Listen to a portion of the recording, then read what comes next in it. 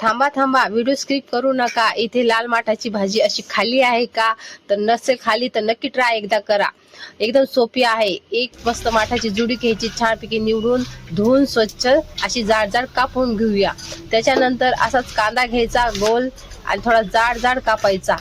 आणि असा जाड कापल्या खाताना थोडा टचकन लागला का छान लागतो. असा बारीक चौकोनी कापायचा. तसंच सोबत आपण मिरच्या घेऊ 2-4, त्या पण छान तुकडे करून घ्यायच्या.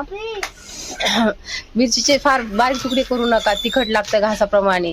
तसंच त्याच्यासोबत लसूण घेऊ आणि तो पण छान बारीक असं चेचून घ्यायचा. भरपूर लसूण घालू म्हणजे भाजीला चव आणखीन वाढेल. कढई तापत ठेवायची. त्याच्यानंतर तेल टाकलं की लगेच त्यात असे जिरे तडतडू द्यायचे.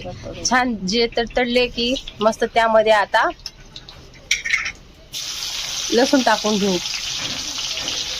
तसेच लसूण टाकला की लगेच मिरच्या टाकायच्या लगोपाठ आणि त्या पण थोड्या छान परतून घ्यायच्या. त्याच्यानंतर कांदा ॲड करू. कांदा पण असा गुलाबी छान मस्त परतून घेऊ आणि त्याच्यानंतर लगेच छान असा परतलेला कांदा लगेच त्यात माठाची भाजी ॲड करायची.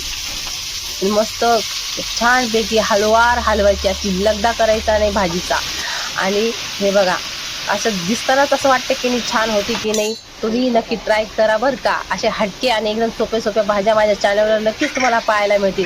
पण हो, त्याआधी चॅनलला सबस्क्राईब करा, तरच असे रेसिपी पाहायला मिळतील ना तुम्हाला. आणि कशा वाटतात हे कमेंट करा आणि आवडल्यास लाईक करा आणि शेअर करा. आणि अशी भाजी खाली तर 2 पोळ्या एक्स्ट्रा जास्त खाल आणि परत म्हणाल ही बनवली होती कशी. सोबतच भाजी घ्या, 2 चपात्या घ्या आणि